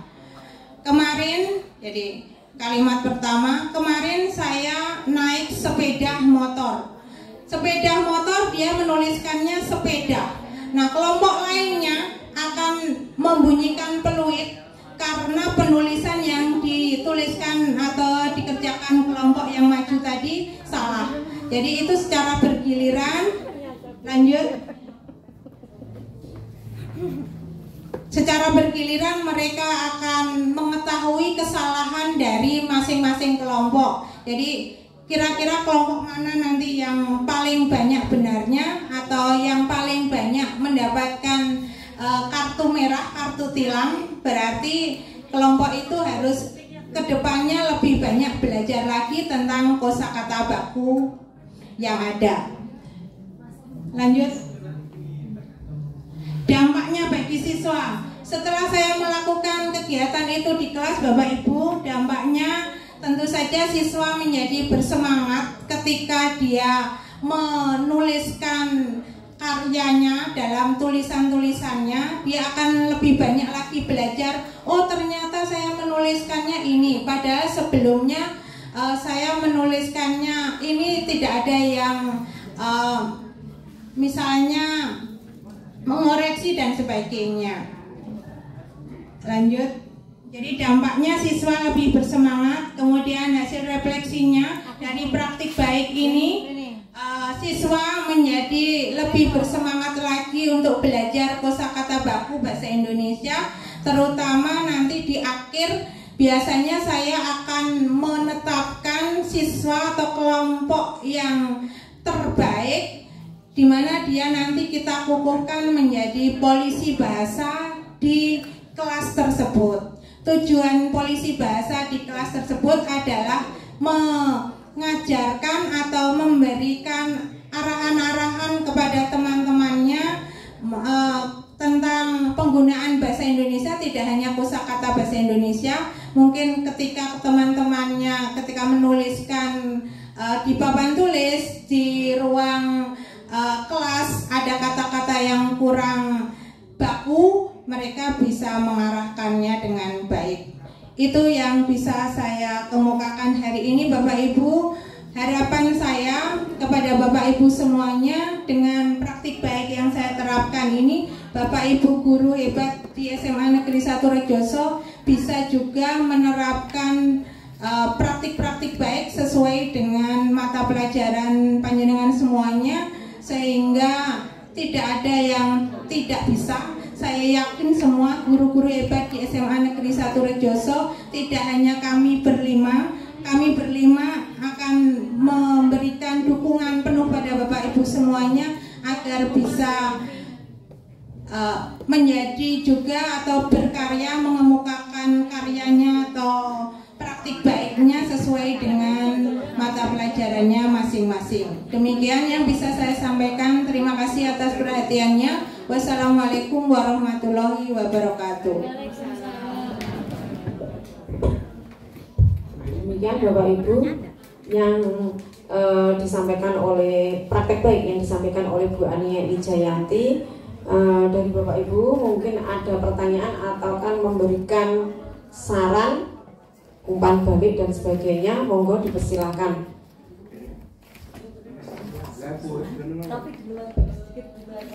Ya, monggo banyak. Sama-sama niatnya ini ya. Assalamualaikum warahmatullahi wabarakatuh. Saya Ania Nurhayati, Bu. Sama mengenai kata kalimat baku dan tidak baku tadi, Bu.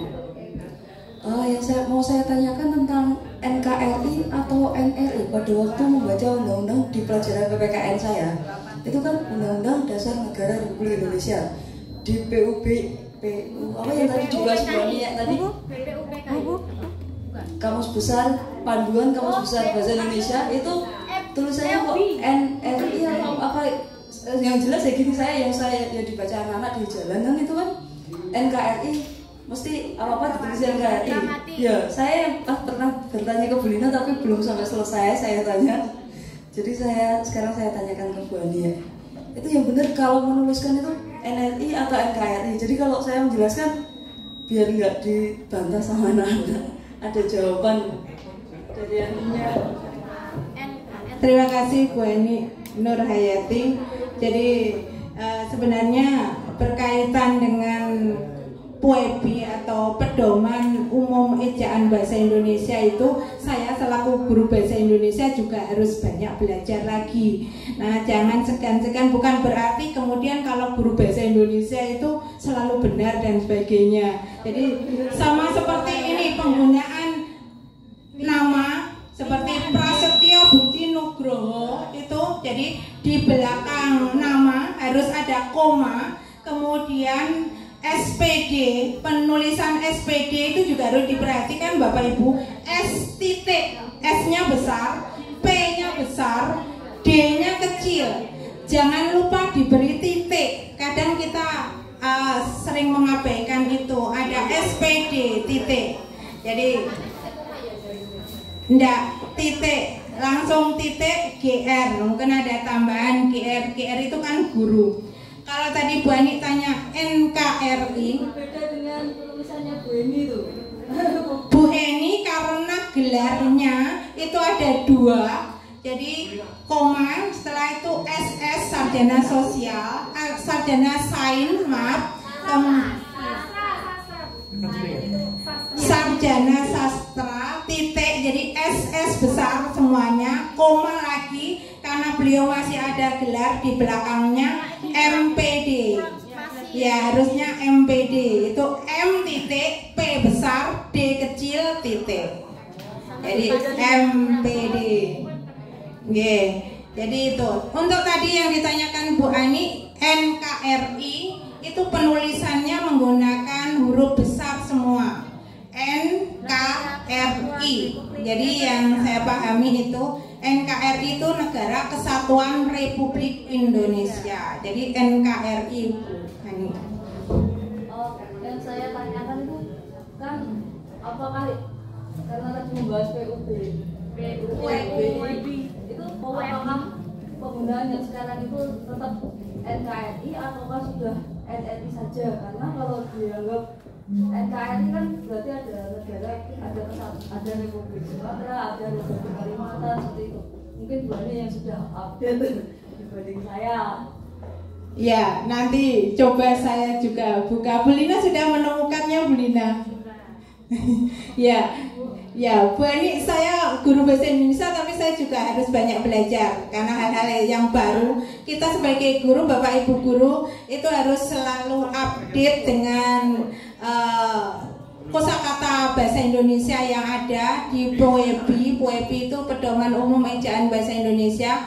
Dan seperti yang tadi saya kemukakan, kita nggak selalu guru bahasa Indonesia itu benar dan tahu. Kadang guru ekonomi seperti Bu Yeti pun lebih tahu dari guru kimia seperti Bu Yeti pun lebih tahu daripada saya. Karena Bu Yeti dulu katanya cita-citanya jadi guru bahasa Indonesia, tapi nggak kesampaian, akhirnya nyantolnya di kimia dan ketemu jodohnya di situ. Alhamdulillah. Sudah ketemu Bu Lina.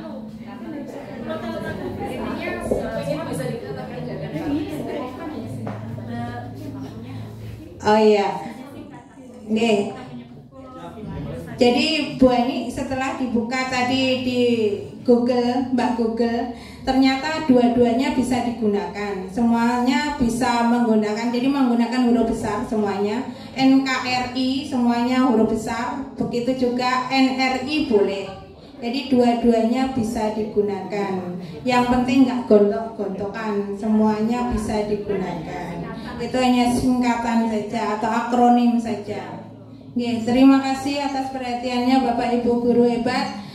Terakhir saya sampaikan kepada panjenengan semuanya, semoga praktik baik saya ini tidak berlanjut ke saya saja. Panjenengan semuanya bisa membantu yang hobi menggunakan kosakata bahasa Indonesia, senang ngutak-ngatik dan sebagainya.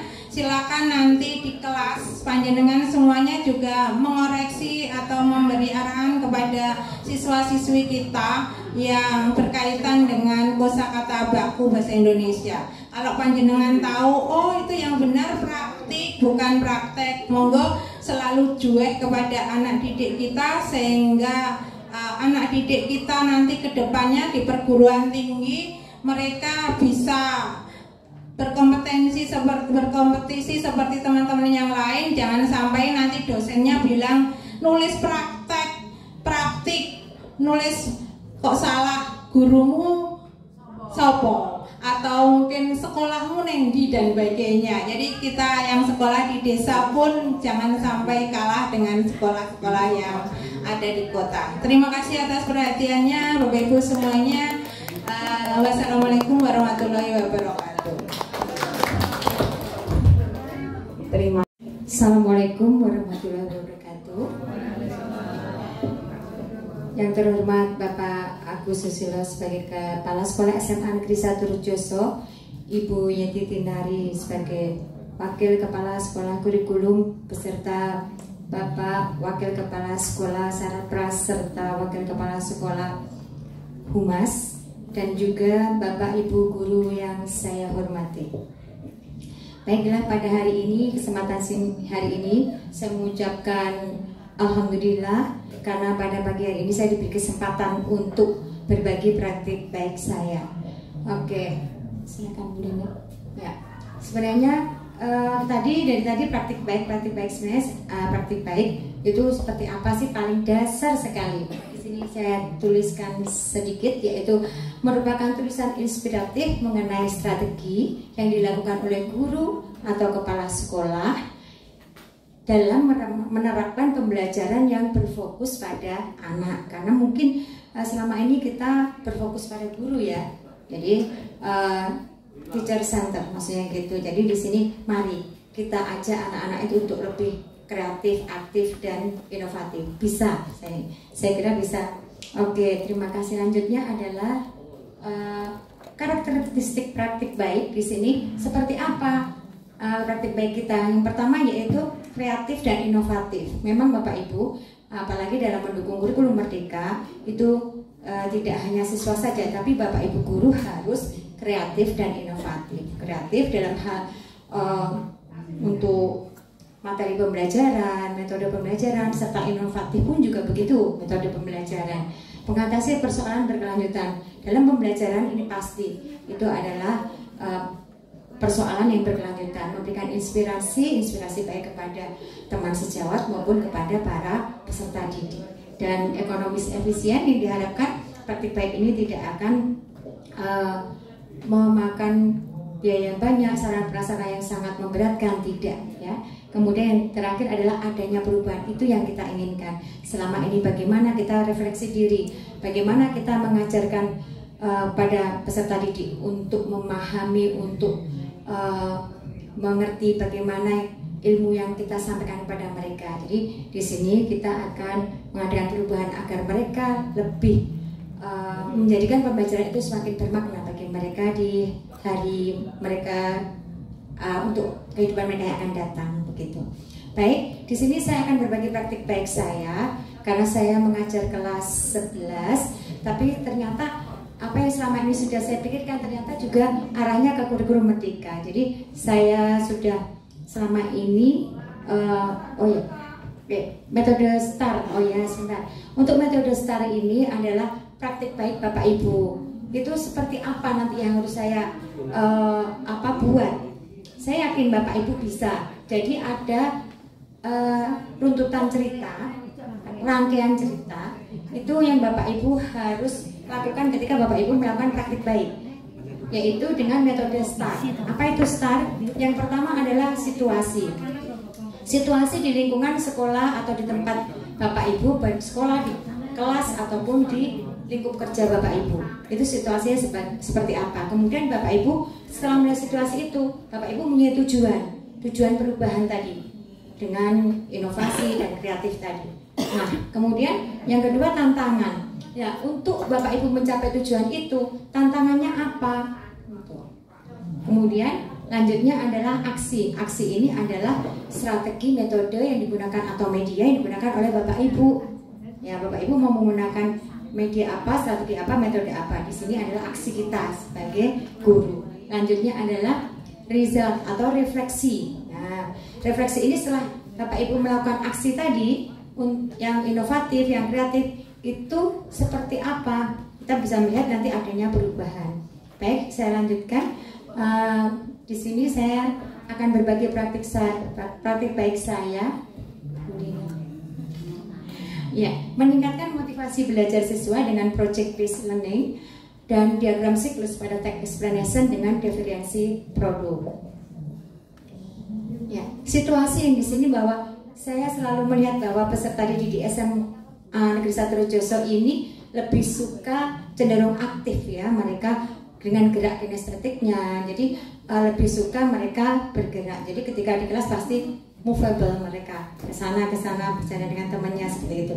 Bagaimana kalau saya mengajar dengan menggunakan materi dan saya tidak menggunakan media, mereka akan bicara sendiri dengan temannya, kemudian bercanda. Nah itu yang menjadi pemikiran saya, gimana ya supaya anak-anak ini mau bergerak dengan materi yang saya berikan, jadi lebih bermanfaat seperti itu. Oke, Bunda. Yang kedua yaitu tantangan. Di sini siswa yang cenderung pasif, ketika saya berikan materi, ada pertanyaan, mereka diam aja. Sebenarnya mereka mau tanya, tapi kadang mereka itu malu bertanya. Saya kira Bapak Ibu juga gitu, ayo dong bertanya gitu ya. Pasti mereka malu nanti jangan-jangan bukan. Saya selalu bilang bahwa kalian bertanya itu bukan berarti kalian tidak bisa. Itu kalian pasti ngetes gurunya. Saya gitu kan. Selalu saya gitu. Akhirnya mereka mau bertanya, Bu. Jadi bukan berarti anak tidak bisa, tetapi ngetes gurunya itu yang sering. Ya. Oke. Kemudian selanjutnya adalah model pembelajaran yang selama ini berbasis LKS. Jadi mereka tuh bosen kertas gitu ya. Jadi kita lihat mereka, kita buatkan materi dengan menggunakan PPT dan misalnya seperti itu. Kemudian siswa generasi Z di era digital ini mereka selalu bermain dengan HP. Jadi HP itu bisa kita arahkan agar mereka nanti bisa bermanfaat dalam belajar. Jadi tidak bahwa kita tunjukkan bahwa HP itu tidak hanya digunakan untuk main WA, kemudian juga main IG, melihat TikTok, tidak seperti itu, tapi bisa untuk surf, maksudnya menyelam, mencari ilmu pengetahuan dan banyak sekali manfaatnya. Oke, kemudian tantangan selanjutnya adalah kurikulum yang berubah, itu kurikulum merdeka. Kita guru dituntut untuk lebih inovatif dan kreatif. Kemudian lanjutnya adalah aksi ya. Baik, karena saya menggunakan text explanation di sini, langkah pertama saya itu mengenalkan text explanation dengan pertama-tama pemanasan dengan menunjukkan gambar siklus. Ya, silakan Bu Lina. Ya, lanjutnya. Ya, oke. Diagram cycle di sini adalah siklus tentang oksigen cycle. Ya, tentang oksigen, bagaimana terjadinya siklus oksigen. Dengan gambar seperti ini, harapannya siswa itu lebih memahami. Oh, seperti ini. Ini berhubungan dengan mata pelajaran biologi. Ya, karena text explanation itu adalah menjelaskan tentang terjadinya suatu peristiwa. Nah, di sini dengan kalian melihat, dengan siswa melihat gambar siklus akan lebih memudahkan bagi mereka untuk memahami text explanation yang isinya tentang langkah-langkah terjadinya sesuatu. Selanjutnya adalah teks ini nanti yang menjelaskan tentang gambar diagram siklus tersebut, sehingga siswa harapannya bisa memproduksi teks tidak kesulitan dengan dikasih pemantik dengan menggambar diagram siklus tersebut. Langkah yang kedua yaitu saya mengenalkan tentang model pembelajaran project based learning. Seperti apa sih pembelajaran dengan project based learning? Nanti mereka akan mengerjakan suatu project dengan langkah-langkah seperti ini. Yang pertama, penentuan pertanyaan mendasar, menyusun perencanaan project, menyusun jadwal, memantau siswa dengan kemajuan project, penilaian hasil dan evaluasi pengalaman. Bapak Ibu sudah hafal luar kepala ini pasti. Oke, lanjutnya. Nah, ini aplikasinya, yaitu guru membentuk kelompok, memberikan penugasan kepada peserta didik untuk membuat diagram dan deskripsi penjelasan teks explanation berdasarkan topik yang diberikan pada peserta didik. Jadinya setelah tadi saya menjelaskan text explanation melalui PPT dan juga bagaimana nanti langkah-langkah pembelajaran kita, maka yang utama urut-urutannya adalah membentuk kelompok dan memberikan penugasan. Nah, yang selanjutnya, langkah selanjutnya adalah berdiskusi dengan membahas schedule. Kapan ya? Oh iya, minggu depan. Hari ini saya sudah tuntas menjelaskan tentang apa sih problem project based learning itu, seperti apa nanti kalian akan melakukannya, akan menerapkannya dengan materi text explanation sudah saya jelaskan tadi, generic structure-nya, kemudian dengan feature-nya dan lain-lain. Kemudian siswa berdiskusi membentuk kelompok. Ya, setelah itu maka siswa membuat project dengan menggambar diagram siklus. Di sini yang dikatakan pembelajaran berdiferensial. Jadi dengan membuat diagram siklus dulu, maka siswa itu akan lebih mudah untuk membuat teks explanation. Jadi saya berikan topik, tiap kelompok berbeda. Ada yang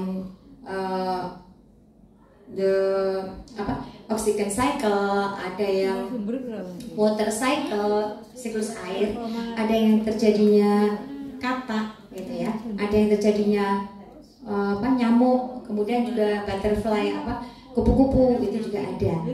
Jadi setelah mereka dibuat kelompok mereka akan berbeda.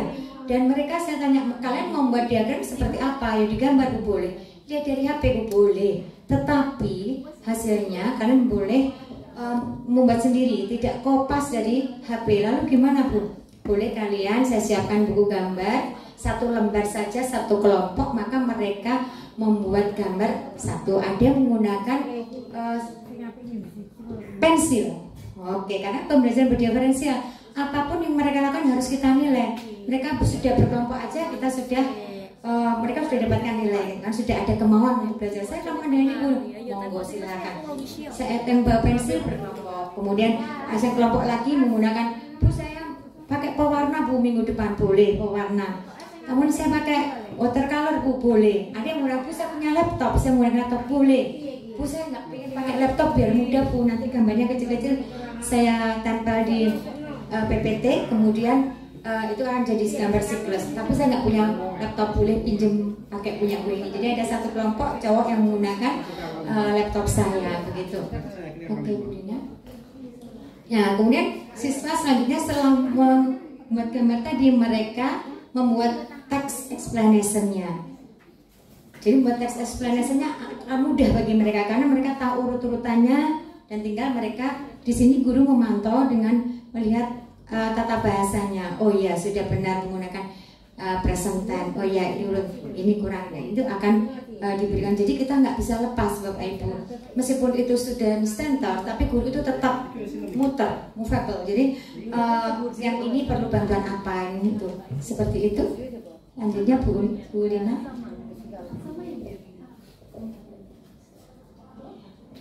Selanjutnya adalah siswa mempresentasikan gambar termasuk teks. Jadi 1 membaca teksnya, 1 menjelaskannya dengan gambarnya. Jadi terjadinya terjadinya kupu-kupu. Dia akan menjelaskan ini gambar kupu, 1 temannya menunjuk, yang 1 lagi membaca, bergantian membaca dalam bahasa Inggris. Sebenarnya jadi masih membaca ya karena mereka belum menghafalkan. Jadi reading di sini. Terima kasih. Sembari guru melakukan asesmen tiap kelompok begitu. Lanjutnya, nah yang terakhir story itu refleksi. Refleksi di sini guru memberikan refleksi dari pembelajaran proyek dengan hasil diagram, memberikan apresiasi kepada mereka. Oke, nanti yang gambarnya bagus kita tempel di majalah dinding. Dan kebetulan pada saat itu ibu guru bahasa Indonesia bilang, iya Bu diisi aja majalah dindingnya nanti. Boleh kan? Boleh Bu Lina, boleh. Nanti biar majalah ini. Nah itu mereka sudah bangga sekali bahwa hasilnya baik teks maupun teks dalam bahasa Inggris tadi maupun diagram siklusnya itu ditempel di majalah dinding. Saya juga minta izin kepada Ibu Kepala Lab, juga biologi juga diperbolehkan. Silakan ditempel, pendidikan itu ada hubungannya dengan mata pelajaran saya. Jadi kami ajak siswa yang menempelkan sendiri, dengan bangganya mereka menempelkan gambar siklus tersebut. Silakan di lab. Itu contoh dari mereka. Ya. Kemudian bisa di situ ada alamat YouTube saya, video saya yang sudah kami unggah dengan budinanya. Oke, terima kasih dari sini Bapak Ibu. Saya berharap Bapak Ibu juga bisa melakukan praktik baik yang saya kira sebenarnya mudah ya. Bapak Ibu sudah melakukan, cuma Bapak Ibu belum mendokumentasikannya, menuliskan. Monggo Bapak Ibu itu bisa berbagi pengalaman. Mungkin ibu-ibu yang lain punya cara, metode, strategi, tapi saya belum, sehingga saya sendiri pingin gitu ya, media apa yang Bapak Ibu gunakan seperti itu. Jadi monggo mari kita buat sama-sama. Terima kasih. Assalamualaikum warahmatullahi wabarakatuh.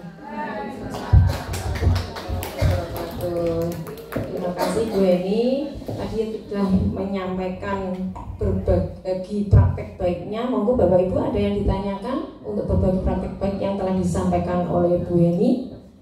Monggo Bapak Ibu. Oh iya, Bu Meris, monggo sesama bahasa Inggris nih. Bu Meris di depan biar kelihatan. Oke. Ke sana Bu Meris. Bu Meris enggak bisa, enggak kelihatan di sana. Terima kasih atas Sini, pakai ini agak sini. Nah, ini saja. Oke. Maaf, ini dari strategi pembelajaran yang panjenengan paparkan tadi, pasti ada faktor keberhasilan dan faktor ketidakberhasilan, dan mohon untuk dijelaskan. Terima kasih. Terima kasih Bu Meris. Untuk keberhasilannya, ya untuk mengantisipasi tidak berhasilnya, maka dari awal sudah saya tanyakan, besok minggu depan ketika membuatkan jadwal tadi, kalian mau menggambar dengan menggunakan apa, seperti apa? Bu, saya perlu menggambar di kertas dengan menggunakan pensil. Nanti saya arsip, saya suka menggambar dengan pensil. Namanya siapa ya? Saya lupa. Kafit atau siapa? Lupa. Oh iya, boleh Mas gitu. Jadi nanti siapa yang besok mau ikut sama Mas Kafit? Jadi hasilnya adalah mereka tidak menggambar dengan ini Bu, dengan warna, tapi dengan pensilnya. Itu antisipasinya seperti itu. Sedangkan yang lain juga, Bu saya pingin kendalanya nih, saya pingin sekali pakai laptop gambar nanti kopas di internet seperti yang diceritakan, tapi saya nggak punya laptop nih itu. Oke boleh, Bu ya ini paketnya gimana? Oke tetheringan, nah seperti itu. Jadi itu yang keberhasilannya. Ketidakberhasilannya ada beberapa kelompok yang belum menyelesaikan teksnya, karena mungkin vocabulary-nya mereka sedikit. Bu boleh buka kamus dari HP, boleh saya gitu. Tapi mereka juga belum menyelesaikan. Itu biasanya kelompok yang putra-putra. Makanya saya nggak bisa duduk Bu. Jadi terus jalan terus, dan itu ya mau nggak mau kalau ingin mereka berhasil harus kita dampingi. Itu jadi ketidakberhasilannya ada di pembuatan teks itu sendiri. 70% berhasil, yang 30% belum selesai, baru paragraf 1 sama 2, sementara teks ekspresi kan ada 3 di generic structure-nya itu. Yang terakhir itu mesti belum selesai, tidak apa-apa kita lanjutkan minggu depan, tapi paling tidak mereka sudah mencoba, dan mereka dengan senang itu ramai sekali ketika menggambar rebutan. Ketika mereka membuat teksnya juga gitu, juga rebutan tidak mau, tapi akhirnya saya bilang, loh ya harus bisa semua, malu toh lihat yang cewek juga, oh ya Bu ya sambil bergemeng kayak gitu, tapi tetap aja mereka suka gitu. Gimana? Iya Bu, ya oke. Seperti itu. Keberhasilannya bisa kita tunjukkan tadi Bu. Alhamdulillah yang putri-putri itu on time semua, sehingga bisa kita langsung tempel di lab dan majalah dinding pada hari keduanya itu. Begitu Bu Meris. Terima kasih sekali atas pertanyaannya. Sudah Bu Meris? Ada lagi yang lainnya? Tidak ada? Baik, terima kasih Bu Heni atas presentasi dari berbagi praktek baiknya. Semoga menginspirasi kita semuanya. Bapak Ibu, demikianlah di SMA Negeri 1 Rejoso ini. Beliau berlima ini adalah aset sekolah kita untuk tetap maju. Oleh karena itu Bapak Ibu semoga bisa menginspirasi ke depannya di pembelajaran kita di tahun pelajaran 2023-2024. Mari kita sambut dengan niatan ikhlas untuk siswa dan untuk siswa, atau semua yang kita lakukan ini adalah digunakan yang pertama untuk murid, kedua murid, dan yang ketiga adalah untuk murid. Bapak Ibu, nah di berbagi praktek baik ini adalah salah satu kegiatan dari komunitas belajar kita di SMA Negeri 1 Rejoso. Jadi salah satu kegiatan komunitas belajar kita adalah berbagi praktek baik. Nah, selanjutnya di komunitas belajar kita dalam waktu dekat ini maka akan dilanjutkan dengan kegiatan pembuatan persiapan perangkat mengajar. Nah, terutama itu ya, perangkat mengajar mulai dari kita membuat